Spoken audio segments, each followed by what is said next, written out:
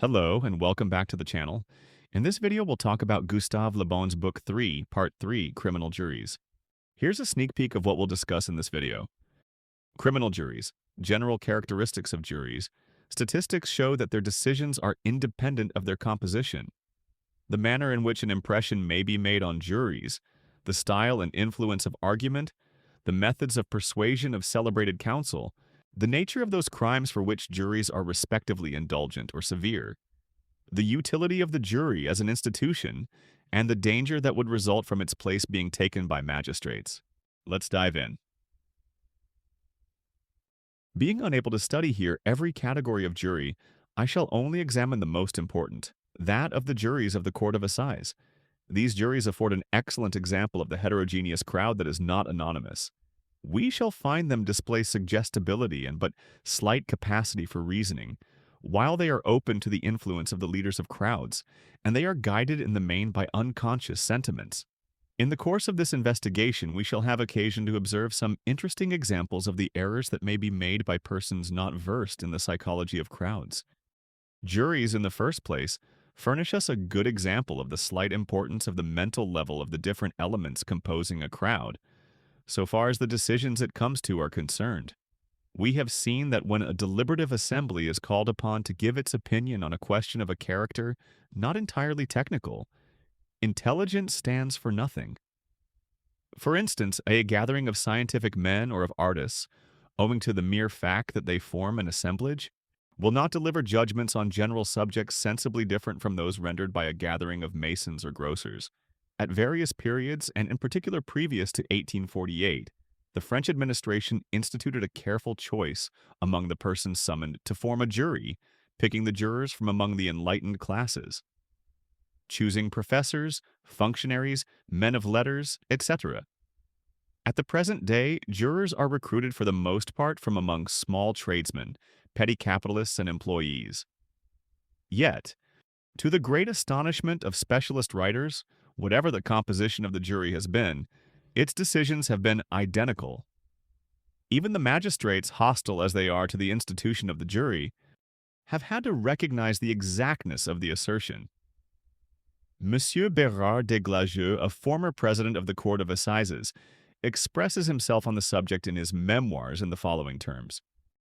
The selection of jurymen is today in reality in the hands of the municipal councillors, who put people down on the list or eliminate them from it in accordance with the political and electoral preoccupations inherent in their situation. The majority of the jurors chosen are persons engaged in trade, but persons of less importance than formerly, and employees belonging to certain branches of the administration. Both opinions and professions counting for nothing once the role of judge assumed, many of the jurymen having the ardor of neophytes and men of the best intentions being similarly disposed in humble situations, the spirit of the jury has not changed. Its verdicts have remained the same. Of the passage just cited, the conclusions, which are just, are to be borne in mind and not the explanations, which are weak. Too much astonishment should not be felt at the weakness, for, as a rule, counsel equally with magistrates seem to be ignorant of the psychology of crowds and, in consequence, of juries. I find a proof of this statement in a fact related by the author just quoted. He remarks that Lachaud, one of the most illustrious barristers practicing in the Court of Assize, made systematic use of his right to object to a juror in the case of all individuals of intelligence on the list. Yet experience, and experience alone, has ended by acquainting us with the utter uselessness of these objections. This is proved by the fact that at the present day, public prosecutors and barristers, at any rate those belonging to the Parisian bar, have entirely renounced their right to object to a juror. Still, as Monsieur de Glajeux remarks, the verdicts have not changed, they are neither better nor worse. Like all crowds, juries are very strongly impressed by sentimental considerations and very slightly by argument. They cannot resist the sight, writes a barrister, of a mother giving its child the breast, or of orphans. It is sufficient that a woman should be of agreeable appearance, says Monsieur de Glajeux, to win the benevolence of the jury. Without pity for crimes of which it appears possible they might themselves be the victims. Such crimes, moreover, are the most dangerous for society. Juries, on the contrary, are very indulgent in the case of breaches of the law, whose motive is passion.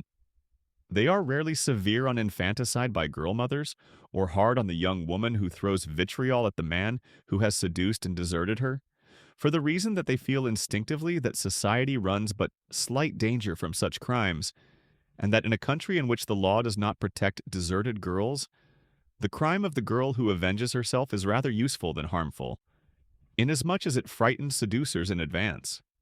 Juries, like all crowds, are profoundly impressed by prestige, and President Desglajeux very properly remarks that, very democratic as juries are in their composition, they are very aristocratic in their likes and dislikes. Name, birth, great wealth, celebrity, the assistance of an illustrious counsel, everything in the nature of distinction or that lends brilliancy to the accused, stands him in extremely good stead. The chief concern of a good counsel should be to work upon the feelings of the jury, and, as with all crowds, to argue but little or only to employ rudimentary modes of reasoning. An English barrister, famous for his successes in the assize courts, has well set forth the line of action to be followed. While pleading, he would attentively observe the jury. The most favorable opportunity has been reached. By dint of insight and experience, the counsel reads the effect of each phrase on the faces of the jurymen, and draws his conclusions in consequence. His first step is to be sure which members of the jury are already favorable to his cause.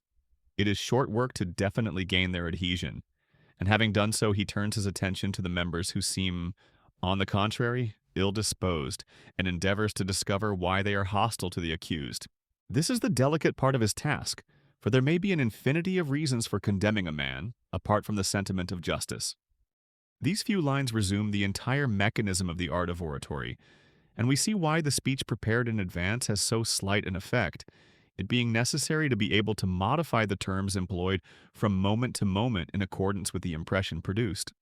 The orator does not require to convert to his views all the members of a jury, but only the leading spirits among it who will determine the general opinion. As in all crowds, so in juries, there are a small number of individuals who serve as guides to the rest. I have found by experience, says the counsel cited above, that one or two energetic men suffice to carry the rest of the jury with them. It is those two or three whom it is necessary to convince by skillful suggestions. First of all, and above all, it is necessary to please them. The man forming part of a crowd whom one has succeeded in pleasing is on the point of being convinced, and is quite disposed to accept as excellent any arguments that may be offered him. I detach the following anecdote from an interesting account of Monsieur Lachaud, alluded to above. It is well known that during all the speeches he would deliver in the course of an assize sessions, Lachaud never lost sight of the two or three jurymen whom he knew or felt to be influential but obstinate. As a rule, he was successful in winning over these refractory jurors. On one occasion, however, in the provinces, he had to deal with a juryman whom he plied in vain for 3/4 of an hour with his most cunning arguments. The man was the 7th juryman, the first on the second bench. The case was desperate. Suddenly, in the middle of a passionate demonstration, Lachaud stopped short, and addressing the president of the court said, "Would you give instructions for the curtain there in front to be drawn? The 7th juryman is blinded by the sun." The juryman in question reddened, smiled, and expressed his thanks. He was won over for the defense. Many writers, some of them most distinguished, have started of late a strong campaign against the institution of the jury, although it is the only protection we have against the errors, really very frequent, of a caste that is under no control. A portion of these writers advocate a jury recruited solely from the ranks of the enlightened classes, but we have already proved that even in this case the verdicts would be identical with those returned under the present system. Other writers, taking their stand on the errors committed by juries, would abolish the jury and replace it by judges. It is difficult to see how these would-be reformers can forget that the errors for which the jury is blamed were committed in the first instance by judges, and that when the accused person comes before a jury, he has already been held to be guilty by several magistrates, by the juge d'instruction, the public prosecutor, and the court of arraignment. It should thus be clear that were the accused to be definitely judged by magistrates instead of by jurymen, he would lose his only chance of being admitted innocent. The errors of juries have always been, first of all, the errors of magistrates. It is solely the magistrates, then, who should be blamed when particularly monstrous judicial errors crop up. Such, for instance, as the quite recent condemnation of Dr. L, who, prosecuted by a juge d'instruction of excessive stupidity, on the strength of the denunciation of a half-idiot girl who accused the doctor of having performed an illegal operation upon her for 30 francs, would have been sent to penal servitude but for an explosion of public indignation, which had for result that he was immediately set at liberty by the chief of the state. The honorable character given the condemned man by all his fellow citizens made the grossness of the blunder self-evident. The magistrates themselves admitted it, and yet out of caste considerations they did all they could to prevent the pardon being signed. In all similar affairs, the jury, confronted with technical details it is unable to understand, naturally hearkens to the public prosecutor, arguing that, after all, the affair has been investigated by magistrates trained to unravel the most intricate situations. Who, then, are the real authors of the error? The jurymen or the magistrates? We should cling vigorously to the jury. It constitutes perhaps the only category of crowd that cannot be replaced by any individuality. It alone can temper the severity of the law, which, equal for all, ought in principle to be blind and to take no cognizance of particular cases. Inaccessible to pity and heeding nothing but the text of the law, the judge in his professional severity would visit with the same penalty the burglar guilty of murder and the wretched girl whom poverty and her abandonment by her seducer have driven to infanticide. The jury, on the other hand, instinctively feels that the seduced girl is much less guilty than the seducer, who, however, is not touched by the law, and that she deserves every indulgence. Being well acquainted with the psychology of castes and also with the psychology of other categories of crowds, I do not perceive a single case in which, wrongly accused of a crime, I should not prefer to have to deal with a jury rather than with magistrates. I should have some chance that my innocence would be recognized by the former, and not the slightest chance that it would be admitted by the latter. The power of crowds is to be dreaded, but the power of certain castes is to be dreaded yet more. Crowds are open to conviction. Castes never are. If you enjoyed this video, you might want to check the books available in our link in the description.